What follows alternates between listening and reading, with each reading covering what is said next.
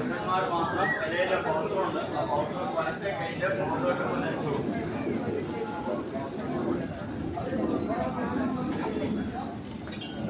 നിങ്ങൾ കണ്ണടച്ച് ആരെയൊക്കെ പുരുഷനൊക്കെ പ്രാർത്ഥിക്കുക, അമ്മമാരെയൊക്കെ പ്രാർത്ഥിക്കുക, ഭഗവാനെ പ്രാർത്ഥിക്കുക. എല്ലാവരുടെയും അനുഗ്രഹം എനിക്കും എൻ്റെ കുടുംബത്തിനും എൻ്റെ കുട്ടികൾക്കൊക്കെ എല്ലാവരും ചെയ്യും. പിണ്ടി യഥാസ്ഥാനത്ത് വെച്ചോളൂ.